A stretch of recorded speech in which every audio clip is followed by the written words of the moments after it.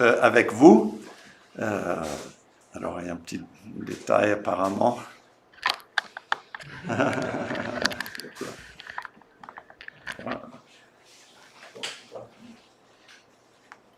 Il me manque ce matin mon épouse qui s'appelle Catherine, donc qui est restée à Aix-en-Provence ce matin dans notre église.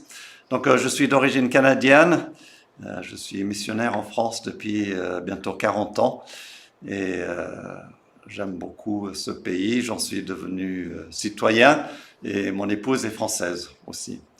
Et nous avons travaillé dans l'implantation d'églises, d'abord à Gap dans les Hautes-Alpes et ensuite à Grenoble et puis depuis 7 ans à Aix-en-Provence dans la famille d'églises qu'on appelle CAEF, les Communautés Assemblées Évangéliques de France. Donc vraiment, je vous remercie de tout cœur de nous avoir prêté vos locaux très fraternellement ces dernières années pour un petit groupe qui se réunissait ici. Alors nous avons aussi 3 enfants et 7 petits-enfants. Je voudrais aborder une question avec vous ce matin. J'ai appelé ça, alors ça n'a pas l'air de vouloir, voilà, pour un développement durable de l'Église. Alors le développement durable, c'est un thème un petit peu à la mode, mais rassurez-vous, ce ne sera pas un discours politique. Mais ce qui nous intéresse, c'est que les fruits que nous portons pour le Seigneur durent, comme le Seigneur Jésus lui-même l'a dit à ses disciples, pour que votre fruit demeure, et pour que les églises demeurent et qu'ils se développent. Et pour cela, on pourrait imaginer peut-être qu'il faut toutes sortes de choses, peut-être un pasteur qui prêche très bien, peut-être de la très belle musique comme vous avez, toutes sortes de choses. Et ces choses sont importantes, mais l'essentiel est ailleurs. L'essentiel est ailleurs. Et j'espère nous amener vers cet essentiel ce matin. Nous allons remettre tout cela au Seigneur encore dans la prière. Nous te remercions, notre Dieu, de nous permettre de nous réunir ce matin. Nous savons que c'est une grâce. Nous voulons nous rappeler que tout est de toi, par toi et pour toi. Et ce matin, que notre méditation soit aussi guidée par toi et qu'elle remonte vers toi de façon agréable, qu'elle affecte notre cœur aussi et nous transforme. Nous demandons au nom de Jésus-Christ. Alors voilà un peu ma thèse pour ce matin. C'est pour un développement durable de l'Église. Il faut des bâtisseurs d'église spirituels, remplis de l'Esprit de Dieu, des hommes et des femmes consacrés à Dieu. C'est ainsi que nos églises vont se développer et perdurer. Et pour cela, nous allons étudier un texte dans l'épître aux Corinthiens, première épître de Paul aux Corinthiens, et nous allons lire à partir du chapitre 2, verset 12. Première épître de Paul aux Corinthiens, à partir du chapitre 2, verset 12, et nous allons lire jusqu'au chapitre 3, verset 17. Et je lis dans la traduction qu'on appelle la colombe, c'est une révision de la seconde. 1 Corinthiens 2, 12. Or, nous n'avons pas reçu l'esprit du monde, mais l'esprit qui vient de Dieu, afin de savoir ce que Dieu nous a donné par grâce. Et nous en parlons non avec des discours qu'enseigne la sagesse humaine, mais avec ce qu'enseigne l'Esprit, en expliquant les réalités spirituelles à des hommes spirituels. Mais l'homme naturel ne reçoit pas les choses de l'Esprit de Dieu, car elles sont une folie pour lui. Il ne peut pas les connaître parce que c'est spirituellement qu'on en juge. L'homme spirituel, au contraire, juge de tout. Il n'est lui-même jugé par personne. En effet, qui a connu la pensée du Seigneur pour l'instruire? Or nous nous avons la pensée de Christ. Pour moi, frère, ce n'est pas comme à des hommes spirituels que j'ai pu vous parler, mais comme à des hommes charnels, comme à de petits enfants en Christ. Je vous ai donné du lait et non de la nourriture solide, car vous ne pouviez pas la supporter, et vous ne le pouvez pas même à présent, parce que vous êtes encore charnels. En effet, puisqu'il y a parmi vous de la jalousie, de la discorde, n'êtes-vous pas charnels, ne marchez-vous pas d'une manière toute humaine? Quand l'un dit « moi je suis de Paul » et un autre « moi d'Apollos », n'êtes-vous pas des hommes? Qu'est-ce que donc Apollos? Qu'est-ce que Paul? Des serviteurs, par le moyen desquels vous avez cru, selon que le Seigneur l'a donné à chacun.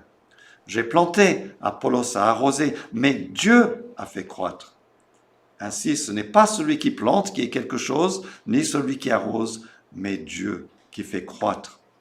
Celui qui plante et celui qui arrose ne font qu'un. Chacun recevra sa propre récompense selon son propre labeur. Car nous sommes ouvriers avec Dieu. Vous êtes le champ de Dieu, l'édifice de Dieu. Selon la grâce de Dieu qui m'a été donnée, comme un sage architecte, j'ai posé le fondement et un autre bâtit dessus. Mais que chacun prenne garde à la manière dont il bâtit dessus. Car personne ne peut poser un autre fondement que celui qui a été posé, savoir Jésus-Christ. Or, si quelqu'un bâtit sur ce fondement avec de l'or, de l'argent, des pierres précieuses, du bois, du foin, du chaume, l'œuvre de chacun sera manifestée, car le jour la fera connaître. Parce qu'elle se révélera dans le feu, et le feu éprouvera de quelle nature est l'œuvre de chacun. Si l'œuvre bâtie par quelqu'un sur le fondement subsiste, il recevra une récompense. Si l'œuvre de quelqu'un est consumée, il en subira la perte. Pour lui, il sera sauvé, mais comme au travers du feu. Ne savez-vous pas que vous êtes le temple de Dieu et que l'Esprit de Dieu habite en vous? Si quelqu'un détruit le temple de Dieu, Dieu le détruira, car le temple de Dieu est saint, et c'est ce que vous êtes. Le temple de Dieu est saint, et c'est ce que vous êtes. J'ai divisé ce texte en plusieurs parties, à chaque fois en essayant de voir les caractéristiques nécessaires pour ces bâtisseurs d'église. Ce sont des gens spirituels, remplis de l'Esprit de Dieu, des gens qui savent aimer, des gens qui sont unis, des gens qui sont solidement enracinés, fondés en Christ. Ce sont aussi des gens qui visent le long terme, qui visent l'éternité. Et ce sont des gens qui ont capté, compris la valeur essentielle, suprême de l'Église de Jésus-Christ. Voilà le plan que nous suivrons.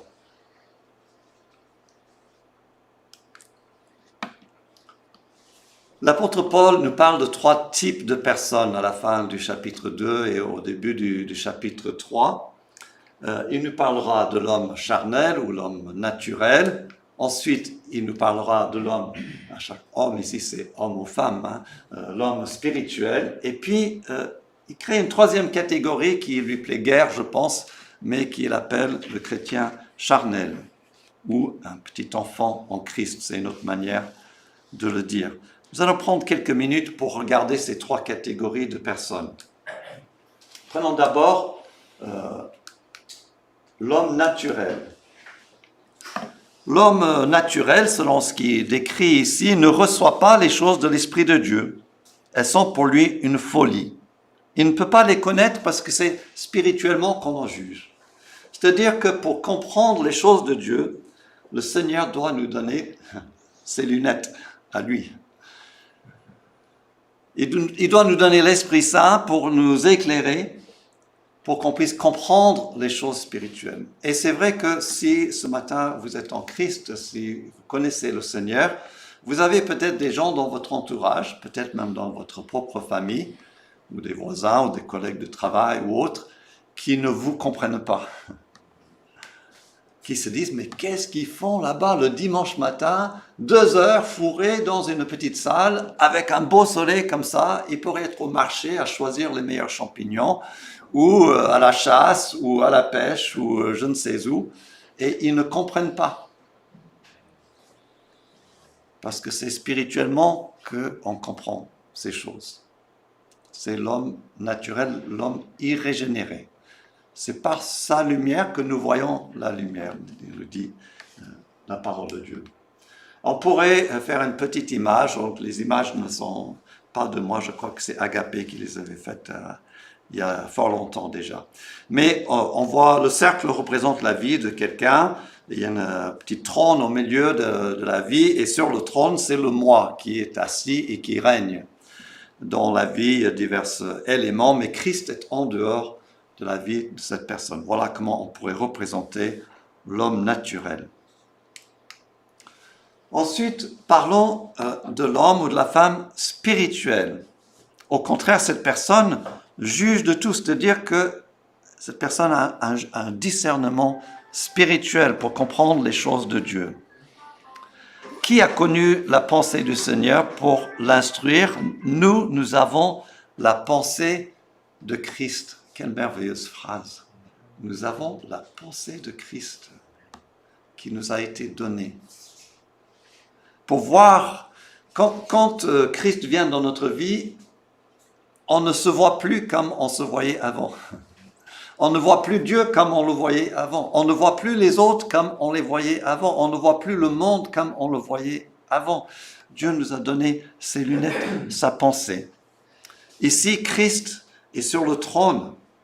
Il règne sur tous les éléments de notre vie qui lui sont soumis. Et il nous remplit de son esprit. Voilà l'homme spirituel. Troisième catégorie, le chrétien charnel. Essayez de vous remettre dans l'ambiance de l'église de Corinthe il y a 2000 ans, quand ils ont reçu cette lettre de l'apôtre Paul. Quelqu'un entre un dimanche matin en disant « On a reçu une lettre de l'apôtre Paul ». Alors tout le monde est excité « Lisez-le, lisez-le ». Et donc les premiers chapitres sont assez encourageants. Et puis, ils écoutent soigneusement. L'homme naturel ne reçoit pas les choses de Dieu. Ah oui, c'est vrai, ils ne comprennent rien. L'homme spirituel juge de tout. Ah oui, merci Seigneur. Et puis, ils commencent à parler de l'homme charnel et il leur dit, c'est comme ça que j'ai dû vous parler. J'imagine l'ambiance qui fait...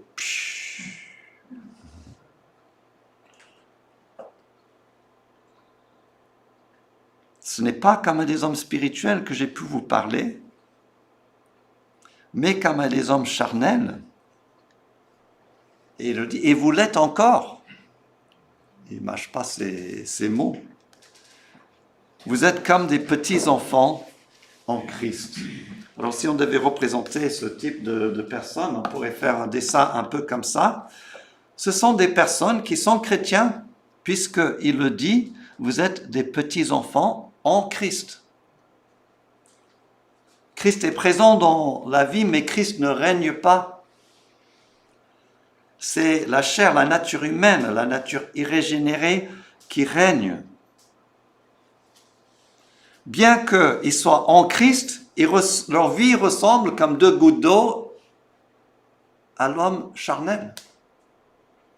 Et il y a une incohérence qui est là, et pour laquelle l'apôtre Paul va les reprendre.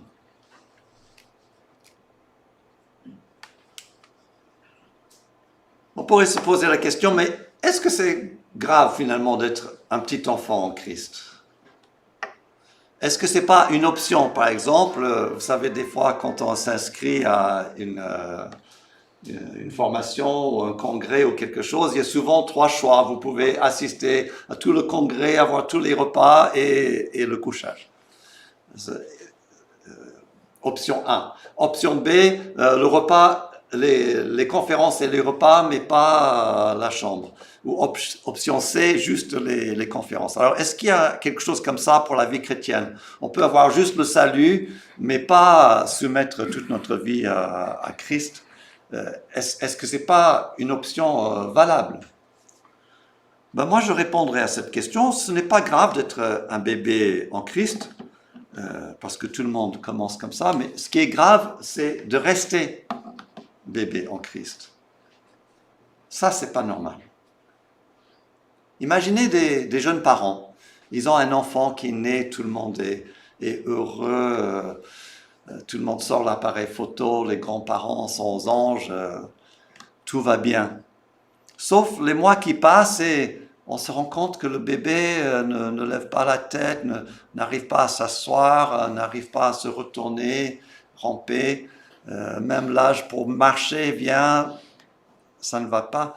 Les parents sont très inquiets.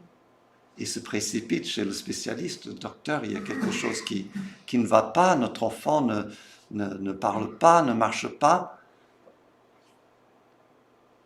De la même manière, si quelqu'un n'est pas en train de grandir en Christ, il faut s'inquiéter. Il y a quelque chose qui ne va pas. Le Saint-Esprit a une mission en nous, c'est de nous conformer progressivement à l'image de Christ. Et on doit pouvoir voir en nous-mêmes des fruits de cette œuvre. On doit pouvoir regarder en arrière depuis 5 ans, 10 ans, est-ce que j'aime plus le Seigneur qu'avant? Est-ce que je lui ressemble un petit peu plus? Et si nous ne sommes pas en train de grandir, il y a un problème spirituel. Et on doit s'en préoccuper. Seigneur, montre-moi ce qui bloque. Parce que c'est certainement pas ta volonté que je reste petit enfant en Christ.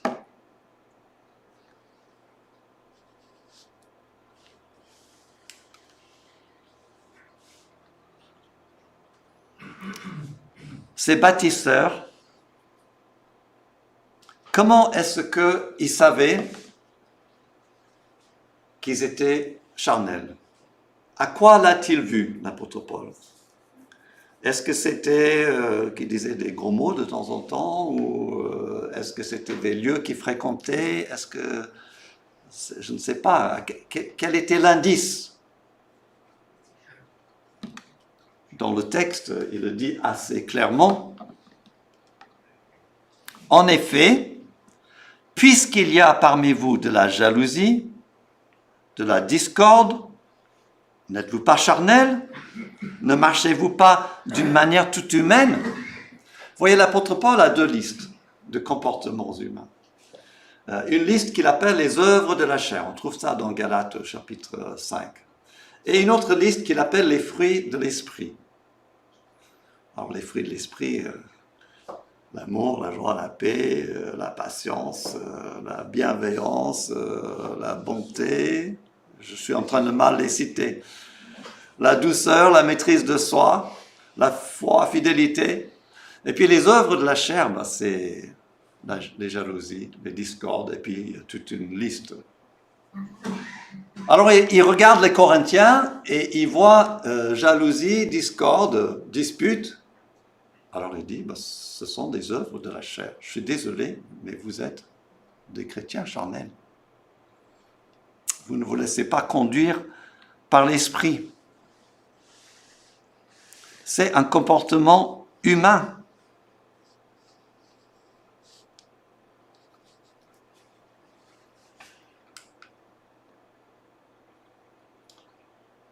Des vrais bâtisseurs qui vont construire des églises qui durent et qui grandissent sont des gens spirituels qui vont être unis sous l'autorité de Christ. Quand l'un de vous déclare « Moi j'appartiens à Paul » et un autre « Moi à Apollos », n'agissez-vous pas comme n'importe quel être humain. C'est-à-dire, c'est un comportement humain. Petite illustration, nous avons vécu avec notre famille à Grenoble pendant une bonne vingtaine d'années. Et à un moment donné, la ville de Grenoble s'est équipée d'une équipe de foot de première division. Si vous êtes connaisseur, vous vous en rappelez. Sinon, ça n'a duré qu'une saison, donc ils sont vite redescendus aux 3e, 4e division, je crois. Mais mon fils, qui avait 18 ans à l'époque, m'a dit « Papa, il faut qu'on aille voir un match de foot première division quand même. » Donc, moi, je n'avais jamais assisté à un match de foot de ma vie, je dois confesser. Donc, je suis allé, j'ai accompagné mon fils dans ce beau stade tout neuf, 25 000 spectateurs. Et comme je ne m'intéresse pas passionnément au foot, j'ai fait des observations sociologiques du supporter de football typique pendant le match. J'ai observé ceci. Alors ce jour-là, c'était Grenoble contre Monaco. Quand l'arbitre sifflait une faute contre l'équipe monégasque, tout le stade applaudissait l'arbitre. Et quand l'arbitre sifflait une faute contre un joueur grenoblois, tout le stade sifflait l'arbitre. Alors, je l'ai vu une fois, deux fois, plusieurs fois. Je me suis dit, ben, ça, je sais pas, la réaction de la foule semble pas être en rapport avec la justice. C'est plutôt, ce que j'observe, c'est un comportement clanique. C'est-à-dire, c'est nous contre eux. Et nous, on a raison et eux, ils ont tort. Alors, dans un stade de foot, je suppose que c'est normal. En politique, je suppose que c'est normal. Dans le milieu des entreprises, je suppose que c'est normal, c'est humain. Mais dans l'Église, ce n'est pas normal. Parce que nous avons un seul chef. Et Paul et Apollos, qu'est-ce que c'est? Ce sont des serviteurs que Dieu a appelés et utilisés pour amener les gens à Christ. Mais les bébés chrétiens sont parfois un peu comme des bébés canards. Vous savez, le bébé canard, il s'attache à un premier adulte qui s'occupe de lui et puis le suit partout. Alors, il y a des bébés canards qui vont s'attacher à John Darby. D'autres vont s'attacher à John Alexander. D'autres vont s'attacher à John MacArthur. D'autres à John Piper. Et d'autres encore à un autre John. Et puis, c'est le prédicateur qui devient un peu la star, et puis on s'attache à lui, et puis c'est les uns contre les autres.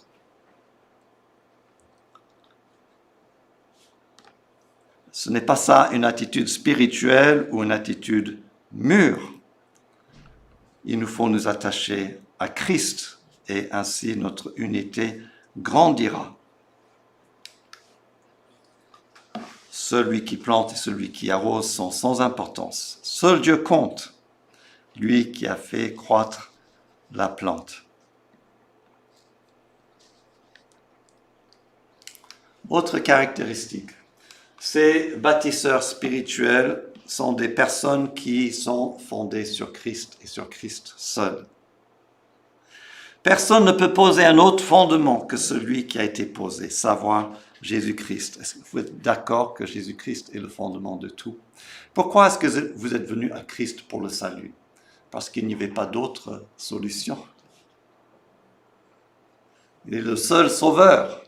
Je ne vous connais pas. Si vous n'avez pas encore confié votre vie à Jésus-Christ, faites-le maintenant. Il est le seul moyen de salut. Et pourquoi est-ce que vous venez à Dieu en Christ tous les jours aussi? Parce qu'il est la seule source de la spiritualité. La spiritualité ne vient pas de nous, de l'intérieur, comme vous pouvez l'entendre dans certaines religions de l'Orient où la réponse est en toi. Non, on n'apprend pas ça dans la Bible. On apprend Jésus qui nous a dit « Sans moi, vous ne pouvez rien faire ». Donc Christ est la seule source de salut, Christ est la seule source de notre sanctification, de notre croissance, et on se tourne vers lui chaque jour. Voilà, être fondé uniquement en lui. Ces bâtisseurs qui vont laisser un fruit qui demeure, ils pensent à l'éternité. Ils pensent au long terme. Il y a une petite section ici qui parle de deux catégories d'œuvres. Les œuvres, c'est les actions, les paroles que nous faisons pour servir le Seigneur.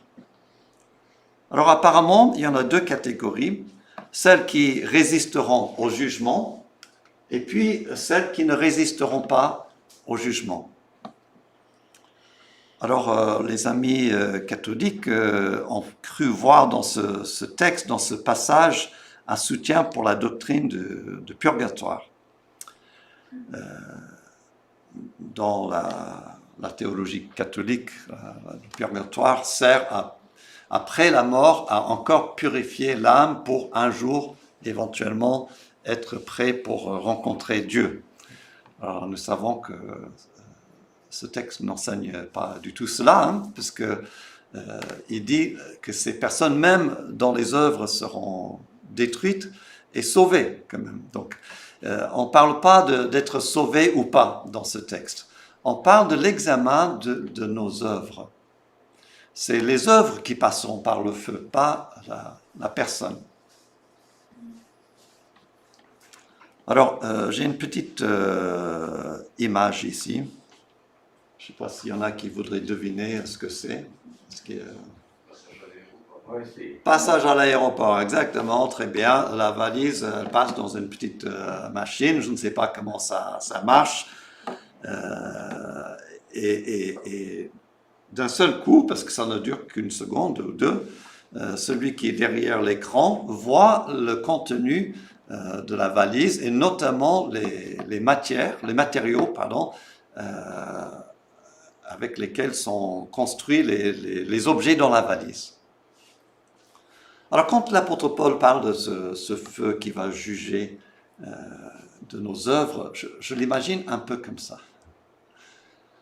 On va arriver au ciel avec nos valises, on va les poser sur la petite table là, et dans ces valises, il y aura ce que nous avons pensé, ce que nous avons dit, ce que nous avons fait avec notre temps, notre argent, ce que nous avons fait avec les dons spirituels que le Seigneur nous a donnés, les biens qu'il nous a donnés, la santé qu'il nous a donnée. Et ça passera dans la machine du Seigneur. Ici, c'est comparé à un feu. Et en un seul instant, le Seigneur verra ce qui était de nature noble, ce qui était fait pour lui, et par lui, et en lui. Et puis, il verra aussi ce qui est sans valeur. Et ça disparaîtra comme dans le feu. À quoi ressemblera votre valise à ce moment-là? Nous avons un été enseigné dans un camp famille. Et cet été-là est arrivé dans le camp une famille qui venait de connaître un incendie dans leur maison. Ils faisaient des frites dans le garage et la friteuse a dû déborder, je ne sais pas, mais ils ne s'en sont pas aperçus de suite. Et puis d'un coup, la maison s'est remplie de fumée toxique. Et ils ont juste eu le temps de prendre les enfants qui étaient petits par la main, de sortir de la maison en courant et se mettre sur le trottoir et regarder leur maison partir en fumée, c'est le cas de le dire. Tout. La voiture, le garage, la maison, les habits, les souvenirs, les papiers, les habits. Ils se sont retrouvés avec la chemise sur le dos, comme on dit. Moi, je ne veux pas me présenter devant le Seigneur un jour comme ça. Je veux entendre « Bien fait, fidèle serviteur, entre dans la joie de ton maître. Et voilà les œuvres qui t'accompagneront. » Alors comment savoir si on construit avec des matériaux nobles ou pas? Le texte ne le dit pas. Mais je dis deux choses quand même. Dans le chapitre 13 d'un Corinthien, il parle des dons spirituels, des dons magnifiques, mais il dit, mais s'il n'y a pas l'amour, ça ne sert à rien. Et tout à la fin, il dit, ces dons-là disparaîtront, mais l'amour durera. Donc c'est une des questions qu'on peut se poser. Ce que je fais là, quand je joue du piano, quand j'aide mon voisin, quand j'essaie de servir le Seigneur, est-ce que je le fais par un amour sincère pour le Seigneur, un amour sincère pour mon prochain? Est-ce que c'est teinté de jalousie, je ne sais pas, de râlerie ou autre? Autre petit indice, c'est quelquefois dans nos réactions, dans l'adversité, que nous pouvons discerner quelle a été notre véritable motivation. Exemple. Supposons que quelqu'un décide de repeindre ce mur. On va dire l'église décide, on va repeindre ce mur. Et puis vous avez envie de servir le Seigneur, donc vous venez tôt un samedi matin, et vous aimez bien le rose, donc vous avez pris un bon rose bonbon flash, et vous avez peint tout ce mur en rose. Et puis le dimanche matin, vous avez hâte de voir la réaction des frères et sœurs. Donc, vous venez de bonne heure, vous asseyez et vous voyez les gens entrer et vous voyez des gens commencer à râler. Mais qui c'est qui a peint ce mur en rose? Alors, vous pouvez réagir de plusieurs manières. Il y en a qui ont un fond un peu agressif et qui disent « c'est moi ». Et alors, tu veux qu'on en discute? Il y en a d'autres qui vont dire de suite, si c'est comme ça qu'on traite les gens qui essaient de servir l'Église, moi je m'en vais et claque la porte et on ne me verra plus jamais ici. Ou puis une autre réaction encore, c'est de le prendre de manière très très personnelle et on se couche avec une dépression grave pendant 6 mois. Alors ces réactions sont toutes différentes, mais elles sont toutes charnelles. Finalement, et qui révèle peut-être que tout en servant le Seigneur, on cherchait un peu quand même à être récompensé ici dans cette vie. Or, le Seigneur n'a jamais vraiment promis cela. À quoi ressemblera votre valise ce jour-là?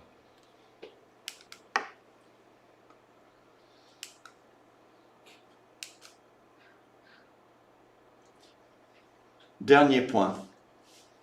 Ces personnes qui feront des œuvres qui dureront, qui construiront une église qui durera, ont compris l'énorme valeur de l'église. Je vais relire ce texte juste pour qu'on l'ait en tête.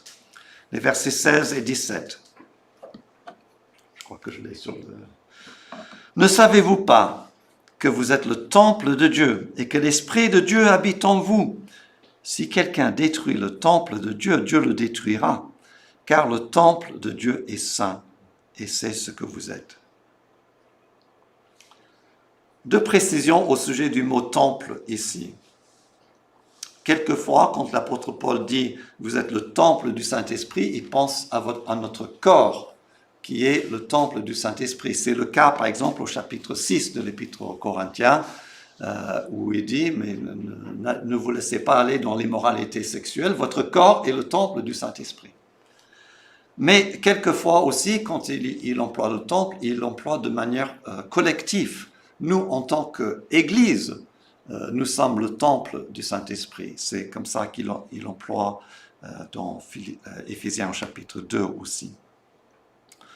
Autre précision, il y a deux mots dans le grec pour dire temple, enfin que nous traduisons par temple tous les deux, mais un se réfère au temple, le grand temple avec le parvis, toute la structure du temple, et l'autre qui se réfère seulement au lieu très saint. Ici, il parle du lieu très saint, le lieu même où habite Dieu. Il essaie de nous rappeler que nous sommes le lieu, ensemble, le lieu où Dieu habite. Nous sommes sa maison, son édifice. Il essaie de souligner la valeur de l'Église pour nous. Et c'est vrai que l'Église, nous pouvons regarder de manière toute humaine, ou nous pouvons la regarder de manière spirituelle. Je vous donne deux illustrations. Chez nous, depuis 35 ans peut-être, on a une espèce de buste qui est sur le piano C'est en marbre, ça représente une femme. Ça venait de chez la grand-mère de mon épouse. Donc on savait que c'était un peu vieux, mais on ne connaissait pas l'histoire de ce buste. Quand nos enfants étaient ados, ils aimaient bien critiquer un peu les parents, vous connaissez les ados, et puis un peu tout. La nourriture parfois, les meubles. Alors, ils nous disaient, quand vous mourrez, il faut avoir la peau un peu épaisse quand on est parent d'ado. Quand vous mourrez, tout ça, ça va directement à la benne. Il n'y a rien qui vaut ici. Nous, on aura des meubles tout beaux, tout neufs, tout propres. Ok. Puis, il y a, je ne sais pas, une dizaine d'années, je regardais ce truc et j'ai vu qu'il y avait quelque chose de gravé en dessous, mais vraiment en toutes petites lettres. Donc, je regarde de près, c'était marqué Pudgy, P-U-G-G-I. Je ne sais même pas si c'est la bonne prononciation. Mais qu'est-ce qu'on fait dans ces cas-là? Ben, on va sur Google. Et puis je vois que c'est un sculpteur italien, 1850. Et puis je vois qu'il est un petit peu connu. Alors je commence à me frotter les mains. Je vais dans des salles de vente et je vois que des articles similaires se vendent pour 5, 6, 7 000 euros. Alors là, mes filles étaient déjà grandes et parties de la maison, mais je les appelle, les filles, quand on dévissera notre billard, on parle comme ça en famille, vous pourrez jeter ce que vous voulez, mais le buste, peut-être pas. Et puis je leur raconte l'histoire. Alors elles sont revenues à la maison, elles ont regardé, elles ont dit, c'est vrai que ça a un certain charme quand même. Et l'Église, on peut regarder d'une manière humaine. Et qu'est-ce que je vois? Je vois des gens, je suppose, plus ou moins normaux. Est-ce qu'il y a quelqu'un ici qui a gagné une médaille d'or aux Jeux Olympiques? Un prix Nobel? Non. Bof. Excusez-moi l'expression. Ou bien je peux regarder avec les yeux de Jésus-Christ. Nous avons la pensée de Christ, la parole nous dit. Et là, je vous vois différemment. Je vous vois comme un jeune homme qui est debout ici devant, tout seul, il est très bien habillé. Il y a une belle musique qui s'élance, tout le monde se lève et à la porte arrière qui s'ouvre, il y a une belle jeune femme tout habillée de blanc qui arrive et qui avance vers lui. Et son cœur fait poum, poum, poum. C'est comme ça que Jésus-Christ voit l'Église. C'est comme ça que Jésus-Christ voit l'Église. Et c'est comme ça qu'il nous invite à voir l'Église. Faites attention, je ferai mal mon travail si je ne souligne pas l'avertissement dans ce texte, vous l'avez vu. Faites attention à la manière dont vous parlez de l'Église, à la manière dont vous parlez de vos responsables. Responsables, faites attention à la manière dont vous traitez les membres de l'Église. C'est le corps de Christ, c'est l'épouse de Christ. L'Église a une énorme valeur. Et Dieu a un projet pour l'Église. Il nous faut mettre du côté de Dieu, il faut travailler avec lui, co-ouvrier avec lui. Ne faisons pas un travail de sape, ne faisons pas un travail pour détruire l'Église de Dieu, c'est grave.